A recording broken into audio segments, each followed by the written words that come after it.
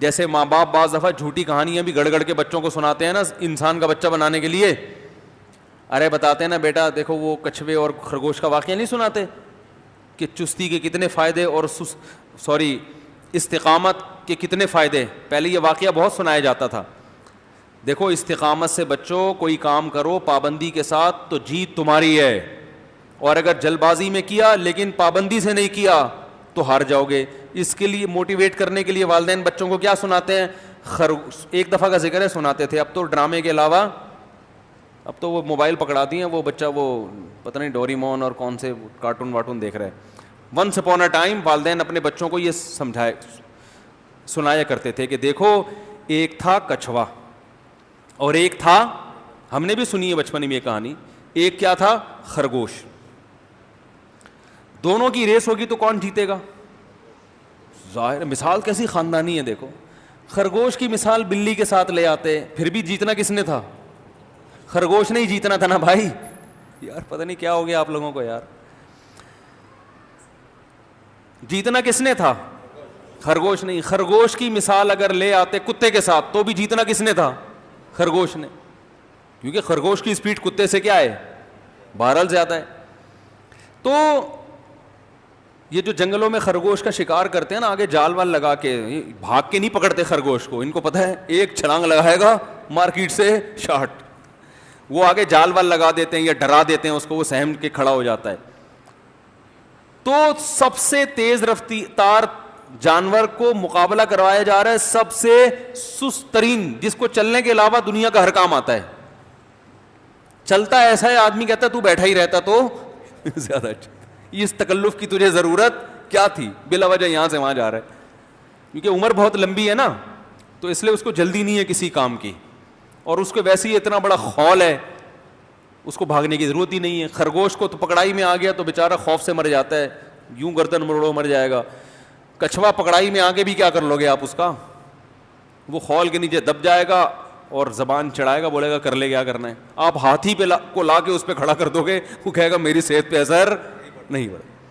تو کیسی پیاری مثال ہے کہ بیٹا ماں باپ بچوں کو بتایا کرتے تھے, بچوں ایک تھا, بولتے آپ بھی بچے ہی ہو نا, ہم سب بچے ہیں, ایک تھا خرگوش, اس کی ریسنگ تھی کس کے ساتھ؟ کچھوے کے ساتھ. بچہ ایک دم ویسے ہی اچھل جائے گا, ہاں کوئی مقابلے کا تک بنتا ہے کیا؟ کتنی سبق والی مثال ہے نا, فائدہ تو بچے کو ہو رہا ہے نا بھائی. وہ یہ دیکھا جاتا تھا مثال صحیح ہو غلط ہو, فائدہ بچے کو موٹیویٹ کرنا مقصد ہے, وہ تو ہو رہا ہے نا موٹیویٹ. وہ ایک نے شعر کا بڑا زبردست, دوسرے نے اس کے جواب میں ایک اور شعر کا, لیکن وہ وزن ہی نہیں بن رہا تھا. اس نے کہا یہ تو شعر نہیں, اس نے کہا جو بھی یہ بات سمجھ میں آ گئی کہ نہیں آ گئی ہے, ٹھیک ہے نا. تو ایک تھا خرگوش, اس کا مقابلہ کس کے ساتھ تھا؟ کچھوے کے ساتھ. تو بچہ یہ سن کے ہی حیران ہوگا, ابو کوئی تک بنتی نہیں ہے بھائی. لیکن جب ریسنگ شروع ہوئی ہے, خرگوش اس گھمنڈ میں تھا کہ مجھ سے بلی نہیں جیت سکتی, مجھ سے کتا نہیں جیت سکتا ہے بھائی. لوگ میرے پیچھے جنگلوں میں بھاگتے ہیں, مجھے پکڑ نہیں سکے آج تک, یہ کمبخت کچھوا یہ کیا جیتے گا. اسی گھمنڈ نے اس خرگوش کو کیا کر دیا؟ ہرا دیا. تو پہلا سبق کیا ملا؟ تکبر اور اترانا بری اچھی چیز نہیں ہے. دوسرا, اس گھمنڈ کی وجہ سے وہ سست پڑ گیا. اس نے کہا میں ابھی سے بھاگ کے لائن کراس کرنے کی کیا ضرورت ہے, ابھی آرام کرو. سو گیا آرام سے. وہ کچھوا بیچارہ, اچھا کچھوا احساس کمتری کا شکار نہیں ہوا. کچھوے نے کہا, کچھوا یہ سوچ سکتا تھا نا کہ ابھی میں اس سے مقابلہ کر نہیں سکتا, تو مجھے چل کے اپنی انرجی ضائع کرنے کی ضرورت کیا, پڑے رہو آرام سے. کچھوے نے کہا نہیں بھائی, جو ہو سکتا ہے وہ کرو, نتیجہ کس پہ ڈال دو؟ اللہ پہ. تو دوسرا سبق کیا ملا بچے کو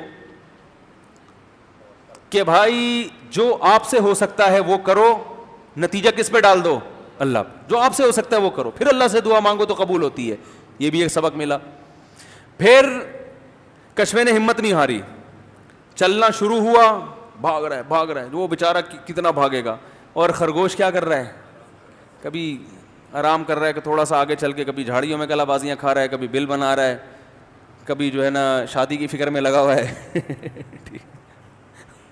مختلف چیزوں میں لگا ہوا ہے. اور کچھوا بالآخر سلولی چلتے چلتے بالآخر لائن کو کراس کر جاتا. تو اس سے بڑا سبق بچوں کو یہ بتایا جاتا تھا کہ بھائی تھوڑا کام ہو پابندی کے ساتھ ہو, یہ بہتر ہے اس کام سے کہ جو زیادہ ہو مگر کنٹینیو نہ ہو. استقامت, تھوڑی تھوڑی کچھ بھی سیکھنا ہے, روزانہ تھوڑا تھوڑا سیکھتے رہیں. آپ روزانہ یاد کر لیں قرآن کی ایک آیت, 8-10 سال کے بعد آپ حافظ ہو گئے کہ نہیں ہو گئے؟ ایک آیت یاد کر لو, 8-10 سال کے بعد آپ کیا ہو گئے؟ حافظ ہو گئے. آپ روزانہ ایک شعر یاد کر لو, ایک شعر صرف, 5-6 سال کے بعد آپ خود بہت بڑے شاعر بن چکے ہو گئے, بہت بڑے. اردو زبان پہ آپ کو ایسا عبور ہوگا کہ مرزا غالب کے خاندان کے لگو گے آپ. کچھوے اور خرگوش کی مثال سے یہ سمجھایا جاتا تھا کہ جو کنٹینیو جو کام ہوتا ہے بے شک تھوڑا ہو اس کا فائدہ زیادہ ہوتا ہے جذبات سے. جذباتی لوگ کبھی بھی کامیاب نہیں ہوتے. تو میں یہ کہہ رہا تھا کہ پہلے والدین اپنی اولادوں کو فرضی قصے بھی سنایا کرتے تھے. کوئی مقابلے کا تک بنتا ہے کیا؟ کتنی سبق والی مثال ہے نا, فائدہ تو بچے کو ہو رہا ہے نا بھائی. وہ یہ دیکھا جاتا تھا مثال صحیح ہو غلط ہو, فائدہ بچے کو موٹیویٹ کرنا مقصد ہے, وہ تو ہو رہا ہے نا موٹیویٹ.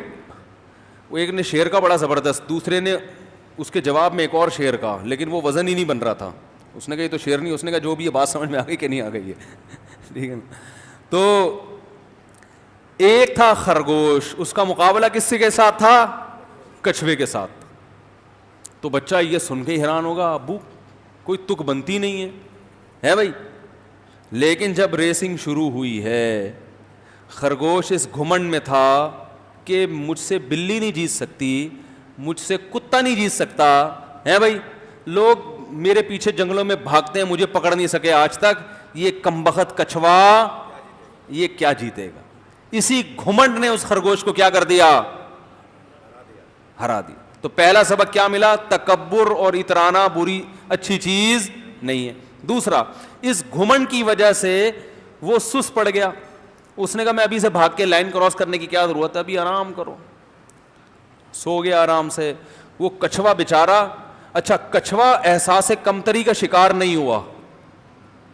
کچھوے نے کہا, کچھوا یہ سوچ سکتا تھا نا کہ ابھی میں اس سے مقابلہ کر نہیں سکتا تو مجھے چل کے اپنی انرجی ضائع کرنے کی ضرورت کیا, پڑے رہو آرام سے.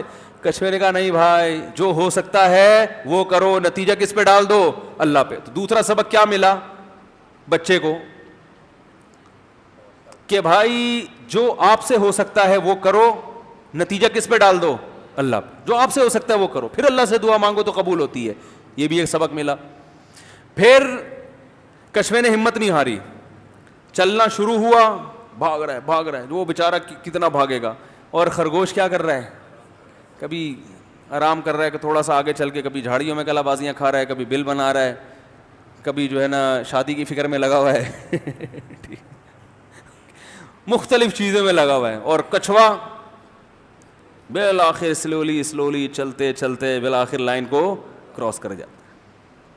تو اس سے بڑا سبق بچوں کو یہ بتایا جاتا تھا کہ بھائی تھوڑا کام ہو پابندی کے ساتھ ہو, یہ بہتر ہے اس کام سے کہ جو زیادہ ہو مگر کنٹینیو نہ ہو.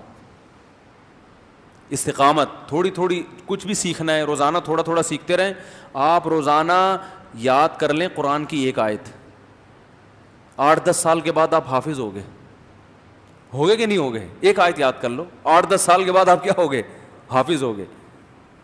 آپ روزانہ ایک شعر یاد کر لو, ایک شعر صرف, 5-6 سال کے بعد آپ خود بہت بڑے شاعر بن چکے ہو گئے, بہت بڑے.